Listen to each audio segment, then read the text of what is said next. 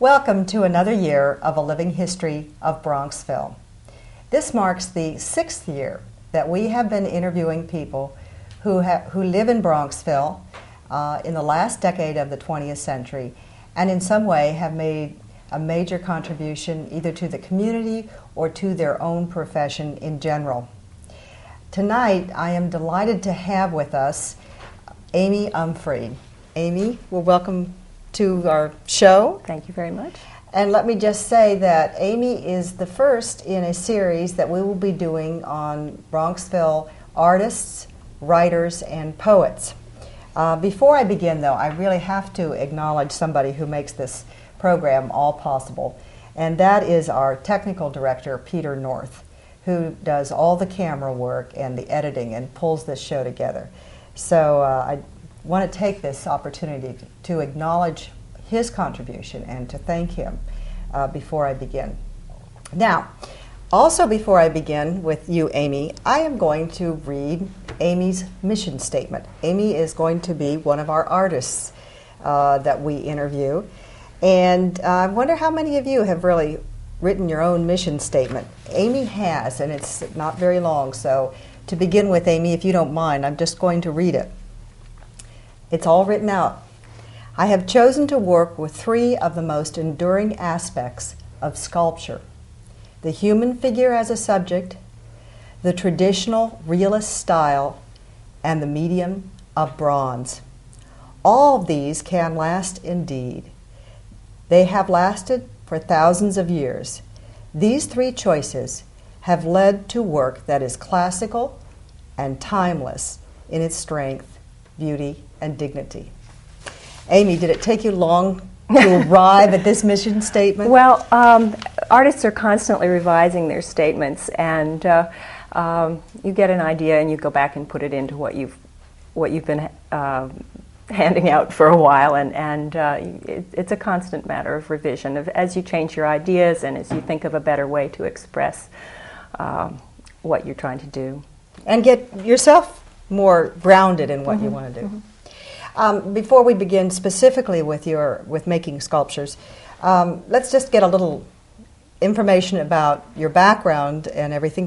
Where did you grow up? I grew up in Hingham, Massachusetts, a suburb of Boston, about 20 miles southeast of Boston, and went to school in the Boston area and Wellesley College and Yale Graduate School in economics. I majored in economics.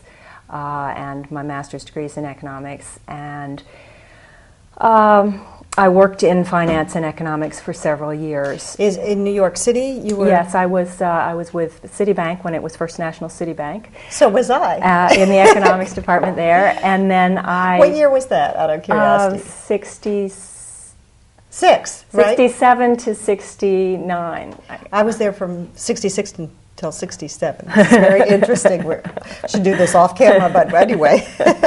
So here you were, this economist. And then I also worked at Lehman Brothers as one of the first female investment bankers for several years. And then our family, my husband and I moved to London, and then for 6 years. And when we returned to the States, we chose Bronxville as a.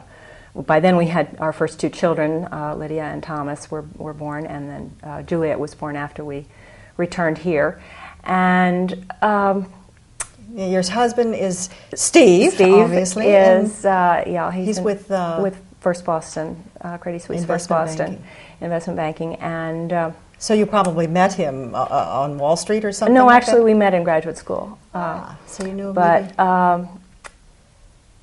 anyway, that's probably enough of that. I mean, the major point here that you'll be seeing unfolding here we have an economist, a master's degree. I should indicate that when Amy was at Wellesley, she was Phi Beta Kappa. But your whole life had been directed towards finance, economics. Quantitative things, right. Yes, left brain stuff. And then I made a fairly significant career change in midlife, yes. Right. Well, we'll get into that in just a second, which was to start making sculptures. That's right. Now, how did this happen? How did you start to pull away from economics And actually, let me just say, you were involved in the League of Women Voters at the same time. I was for quite a number of years. I was very active Here in in the Bronxville League of Women Voters and in my college alumni association and a number of other volunteer organizations. At some point, I decided I really needed to think about what I was going to be when I grew up. And this was at about what? Oh, mid-30s, late 30s. Well, and you don't look a day over 40. And I heard about an organization called Johnson O'Connor Research Foundation, which has offices in many cities around the country, including New York. And I went to them for testing. The purpose, just to find out what you want to do? It's not what you want to do. They don't care what you want to do or what you have done or what you think you're interested in. They try to match up your aptitudes that you're born with that are virtually unchanged throughout your life with a life path on the theory that if you have an aptitude that you're not using, and they test for about 24 aptitudes that are not the conventionally thought of kinds of aptitudes. That if you have one that you're not using, it's going to make you frustrated or unhappy, and you've got to find a way to use all of your aptitudes in your life and not choose a path that will call for aptitudes that you don't have, which will make it harder for you. You obviously have many aptitudes. I mean, when I think of economics, and then here you are excelling. Well, it's a different kind of way of thinking about aptitudes, really. But I have a number. Well, what did you test high in that you didn't know about? The thing that they said I must use that I wasn't really using in a day-to-day way in my life was three-dimensional visualization, structural visualization. I had to find a three-dimensional outlet for my my interests and my activities. And so I began experimenting with three-dimensional things. And Sculptor was one of the first that I tried. I'd signed up for a course at SUNY Purchase, and I also subsequently I studied architecture. I took a couple of architectural courses at SUNY. Well, actually at Columbia, and then I studied theater design at SUNY, which has, as you know, an excellent theater arts department. I mean stage design of the, oh wow. Scenic design. I studied that for a year. I'm so impressed that you tried all these things very methodical, very methodical. I know, well that's getting Unfried for you, but anyway, what else did you? And I bought a little house that was a fixer-upper, very small, in Crestwood, and had a lot of fun buying it, choosing it, fixing it up. When you say fixing it up, more the structural design of it? Well, it needed a lot of repair, mostly cosmetic, but landscaping and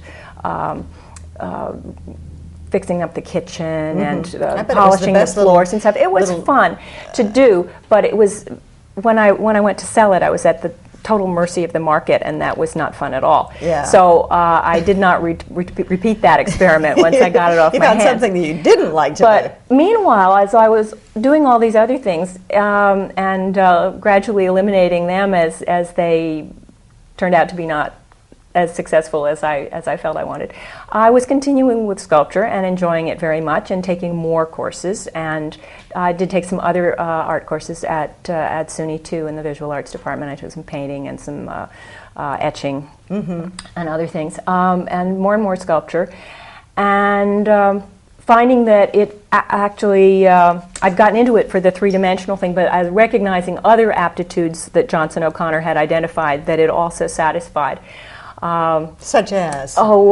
Finger dexterity, manual finger. They're two different ones, and rapid idea flow, and observation, and logical problem solving, and various things like that.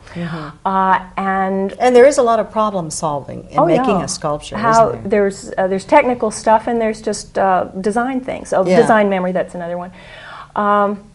So I found myself gravitating more and more to Sculpture and finding that it suited my life. I had young children when I started. They're pretty well grown up now, but it was a flexible thing that you could manage with children and at home. Now, you went on then, after you took courses at SUNY Purchase, you then began to expand what you were Well, doing. my teacher at SUNY Purchase, Phil Listengart, who is very beloved to all who have taken his courses there, said I really needed to work from the figure every day. What do you mean, work from the figure? To have a model, a live model from whom to sculpt, to be in a class with a model, so that I could just learn more anatomy, work. Every piece you make, you learn from, and if you're only making one piece, working one day a week, you don't learn as much as if you're working 5 days a week. It's like being a medical doctor, right? Anything. So I looked into places in the greater New York area where I could work from the figure model every day, and there are only two, the National Academy of Design and the Art Students League, and I ended up at the National Academy of Design in Manhattan for 3 years. And every day then? Every day. You went in for 3 years, still not sure that this is going to be what you're doing, or by that time pretty sure? I was pretty sure by then, and I loved it, and I had a wonderful time, and I learned a great deal, and I made a lot of progress. So then 2 years ago, a little over 2 years ago, I came to the decision that I needed to have my own studio, not to be working out of a studio space in a school, whether it was at SUNY or at the Academy. Now you have actually studio space in your own home. Well, too, it's teeny though. It's really teeny. small. It's teeny, but it's there, and there's certain things I can still do there, and it was it met a need at a certain point. But right now, for the last several years, I've needed a place where you could have a model. You can't have a model in my little tiny space. Right. So I rented a studio in studio building in Portchester, an old factory building that's been divided up into a lot of smaller spaces, that most of which are rented by artists. Some of them are small commercial organizations. And I've been very happily in... You still have it there? Oh, yes, absolutely. And do you go in every day? I go about 4 days a week in a good week. I usually have a one day that I either have to go to my foundry where things are cast, or I go to deliver work to a show or pick up from a show, or... so you have all that aspect of the whole there's thing, too. There's a lot more than just the creative part. Yeah, there's... and you have you're selling your things now, so you have some administrative work to take care of. Yes, well, the sales tax forms and so forth. But having been an economist, but the marketing is a big part of it. I have to photograph everything, and send slides. Artists are always sending slide sheets. A plastic page of sheets of slides that has pockets. So they can put the slides in, and you send them to galleries. You send work to shows. When you're entering shows, you have to send slides most of the time. And so I'm doing my own photography, which I do at home, and just filling out the applications for lots of shows, because I'm in a great many shows. We'll talk about the shows in just a second. I mean, they are voluminous, but I have to apply, do the application forms, and figure out what pieces are going to be available, and what the scheduling is, and the logistics of picking up, and whether I can do it myself or have to hire somebody to do it, and all that. Amy, I know that probably 9/10 of us out there watching this have no idea how you make a sculpture. We know that Michelangelo and some others were highly involved in this, but the agony and the ecstasy was the only experience. Would you just spend some time now? We've brought some of her wonderful I have a few little visual aids here. Yes, just sort of walking us through. You use a certain technique, so begin with that, if you will. Okay, and well, just show us by bringing up one at a time how this occurs. Yeah, I'm a modeler, not a carver, and you are a modeler. Yeah, so I don't do what a carver does with a block of stone or wood. You don't chisel. Just going in from the outside of the thing to the outer surface of the piece. He was a modeler. He didn't do his own carving. Okay.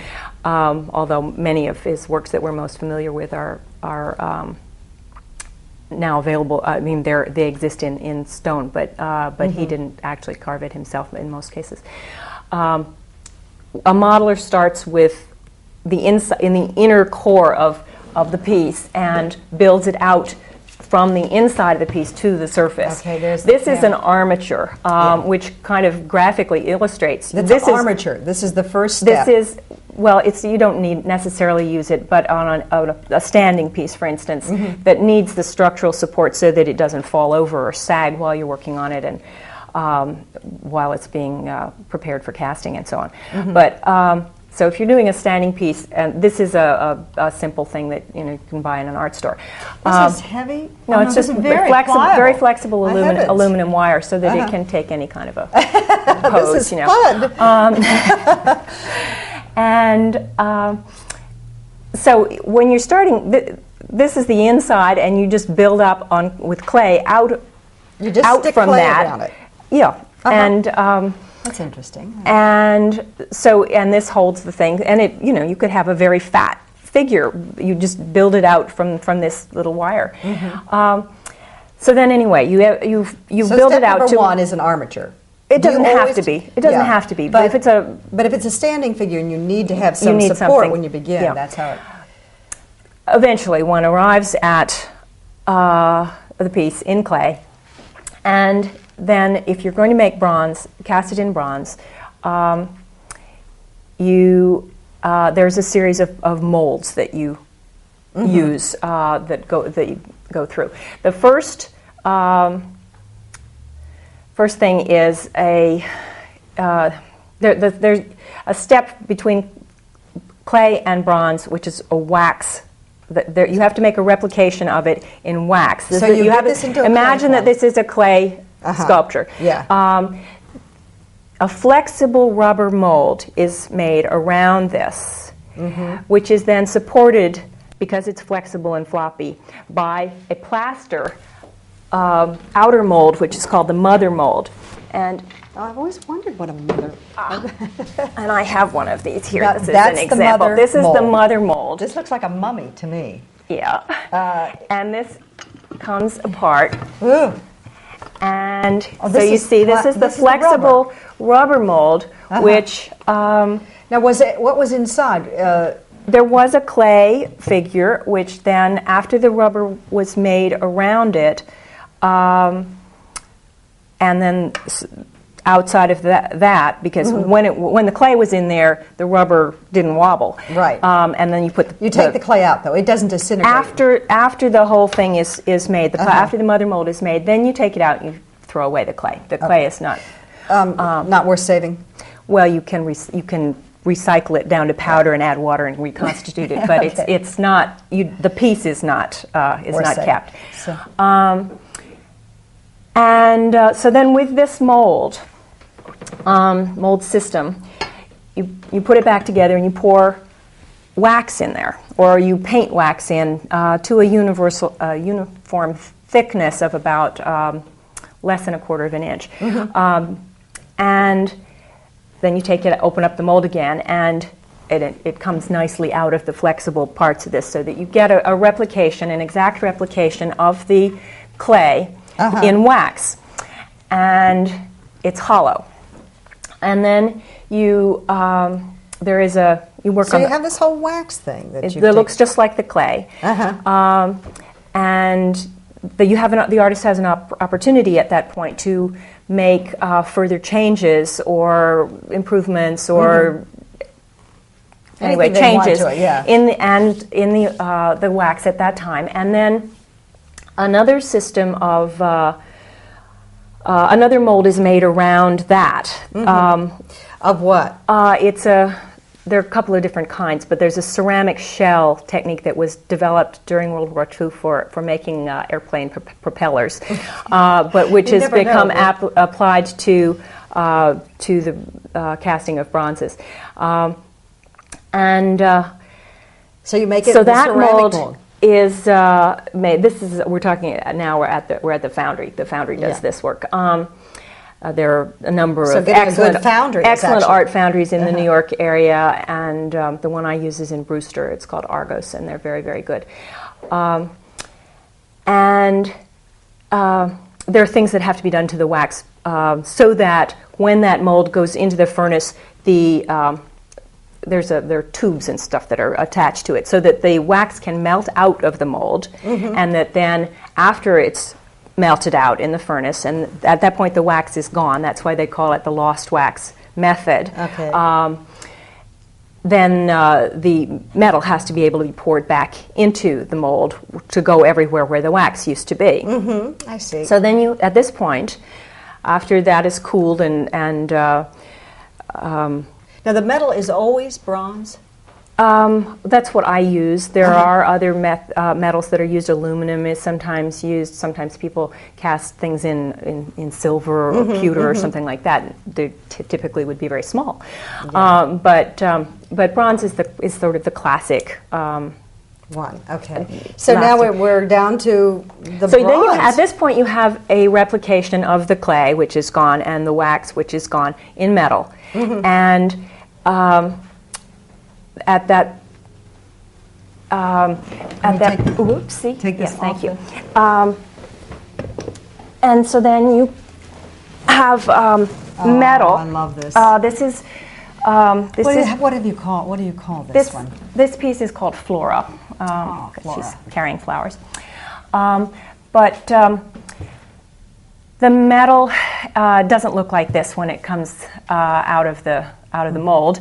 It's kind of brassy. Clean bronze is like brass in color, and when it comes out of the mold, furnace, it's all shiny. Actually, it's not shiny. It's sort of got fire scale and other black stuff on it, but it's not. And it usually needs work of one sort or another that can take a lesser or greater amount of time. What the work you're doing is to do a patina on it. Is that the work then? Well, no, the patina is the very last thing. After sometimes things are cast in pieces, for instance, and the pieces have to be put back together. Sometimes there are casting flaws that need to be repaired. But after all of those things are taken care of, and the metal is all cleaned up and shiny bronze, brass colored at that point, then the patina is applied, and that is a chemical process that is done by... and that explains, the patina is why you get this wonderful color of the... what color do you call that? Anyway, it's green. Verdigris is a word that people use often. And this is the brown is a little darker than what people typically think of as a bronze color, which is sort of a medium brown. But you did that on purpose, obviously. But this you can create patina naturally by putting a piece out in next to the ocean for a long period of time. It's going to turn green. But that's 2 years before. It depends. Or if you put it in Pittsburgh before the air got cleaned up, it would turn black. But different chemicals in the air or in solution produce different colors on the surface of the metal. And I hope, Peter, that everybody can see. I mean, I hope you can see the ear there. I mean, this is incredible, and obviously, and look at the correctness of the feet, and yet artistically done. Obviously, Amy, this involves a real understanding. I think of Leonardo da Vinci sitting there, cutting cadavers apart just to learn human anatomy. Fortunately, nowadays it's not necessary to do that because we have very good books of anatomy for artists. There are quite a lot of those. It's not, although some artists do. I mean, you can tell the muscles in the hands are right. Inside, you can tell that you've studied that. Yeah. And the jugular vein, or I guess that's the jugular vein. It's a muscle in the neck. Tendon, I'm sorry. Well, but I left Leonardo way behind some time ago. It's a lot of work. I mean, a lot more than just being able to do it. You really have to understand what you're doing. I've learned a lot of anatomy. One of this piece has a dress on. Can you show but the classical way of making it is to model the piece from the nude, and then after the body is well established, then you put clothes on it. And, but look at the wrinkle in the clothes here. I mean, this is Amy. I have to tell you, I have a piece of her sculpture work at home. I bought it about 3 years ago.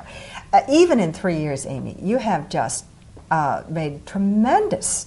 I like to say progress, changes that show, you really have this understanding. It's just wonderful to watch. But look at the fold in that. Remember, this is a piece of metal, right? Yeah. So it actually looks like a dress, and yet no way. And the tension down here on the. Anyway, obviously I'm one of Amy's chief cheerleaders here. Anyway, but so now tell us. I mean, how many sculptures do you turn out a year?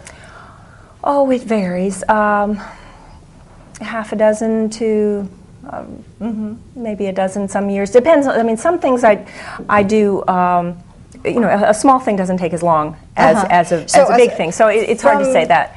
Wax to whatever, or clay to whatever. About just say it's something that size. How long does that? Well, making the piece itself in clay probably takes about a month, and then. The casting process takes about a month until it's ready in wax, and then about another month till patina. So 3 months is approximately from the beginning to the end. Yeah. But do you do a bigger several piece at the can same time? Do you? Not usually, but there's some pieces that I've done which are where I don't go through the clay to wax stage, so it's quicker to make in a way. This looks far more. But this is a piece that was made directly in wax, and it achieves. There are certain things you can do directly in wax that you can't do in clay. If you tried to make this in clay, it would dry up and fall apart, or it wouldn't have the structural integrity that. That wax does, and you couldn't make it as thin, and so I have done a number of pieces in this kind of a spirit of lightness and abstraction, although they're still fundamentally figurative. This looks like the Winged Victory. Well, that's what the name of it is actually. Some people think it's an angel, but Winged Victory was actually the inspiration for this piece. The Nike I had no idea this was not prepared to hit it. So I've done a number of pieces like this that you can only do in direct wax, and then they're cast and they're one of a kind unless you then make a mold from the bronze. Now, another thing you've done that I wasn't familiar with until I saw it at your recent showing is reliefs. Do you have a relief that you can show us? I do have a relief, yes. This thing is heavy, though, isn't it? Well, no, it's actually not that heavy. This is made of bonded bronze rather than bronze, and bonded bronze is a resin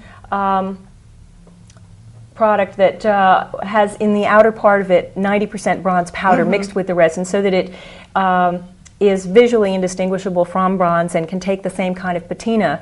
And this weighs maybe 5 pounds. It would probably weigh 30 if it were bronze. It's much safer to hang on a wall. Is this Juliet? Are these your two? No, these are two Bronxville girls who live in my neighborhood whom I hired to model. Anybody. Yes. If any of you would like to have a relief, this is wonderful. And this comes out here, too. It's not just a straight thing of your children. In addition to some wonderful I do commissions, but right now, actually, I'm working on my first life-size commission. I mean, it's a life-size child, so it's less than 4 feet high, but it's the biggest. About this high. About that high, yeah. Biggest piece that I've done, and can I help you there? And that's kind of exciting right now. That is a horse of a different color working in that size, isn't it? I mean, it's a totally greater commitment there.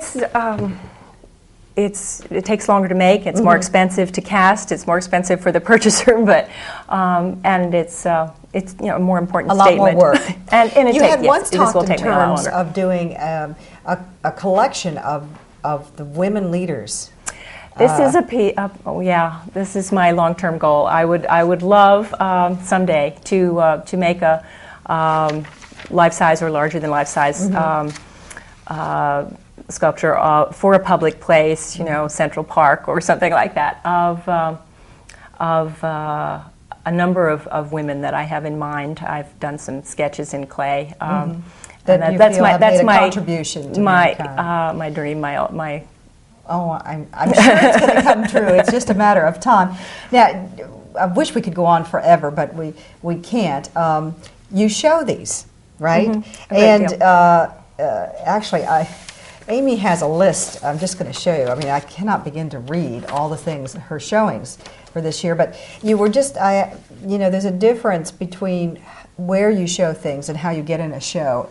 One is a juried show. Can you explain the difference between a juried show, an invitational show, and members-only show? Well, there are a great many shows that are sponsored by art organizations that aim for a high level of quality of art in and you're getting in more shows. And more of these, aren't you? Yeah, really, almost everything you apply for these days, you're getting into. Correct? Not everything, but most of them.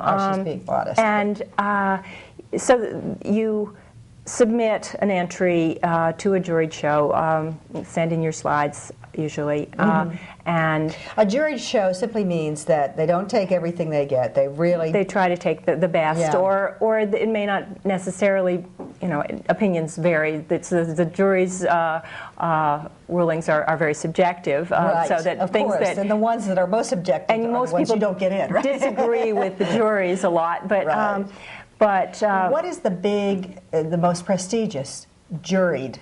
I don't know that there is a single one. The Allied Artists Show that will be at the National Arts Club in December. Now, you showed this year. No, I will be showing there. I was there year before last, and I'll be there this year. That's one that a lot of established artists enter. There are many shows that once people get to a certain stage, they don't bother applying to those anymore. But there are a great many shows in New York that are held annually by very good art groups, art organizations. The Catherine Lorillard Wolf Art Club is one that I've been very involved in. I'm on the board of that. It's jury. And the National Arts Club. The Allied Artists one, the American Artists Professional League, the Hudson Valley Art Association in here in Westchester. You're just naming all the things you're showing. A number of organizations. I show with these, and I'm a member of most of these organizations. You have done 17 shows this year? I will have by the end of the year, yeah. Wow, just that. What do you find time to do? It takes a lot of time. It makes it harder to... and 11 of them were juried, so really, it really is a total commitment, right? It's a full-time job. Thank yeah. goodness the kids are in college. That's right. or away and even working.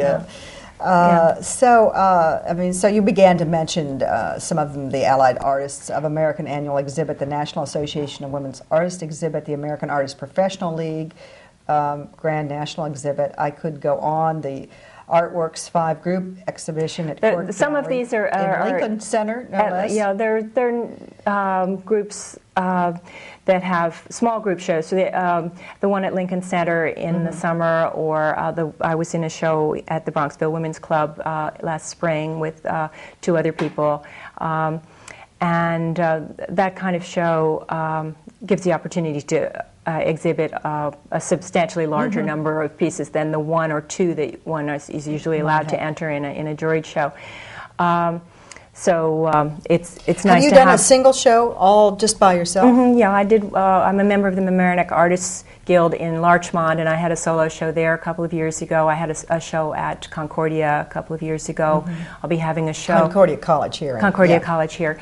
And I will be having a solo show at the Pen and Brush Club in Manhattan in February, and another one in the Chappaqua Public Library next summer. So that's exciting. There's a lot. I know. I look at you with a great amount of envy. Here you were, an economist, an investment banker, and it's been a nice change. It's been a nice change.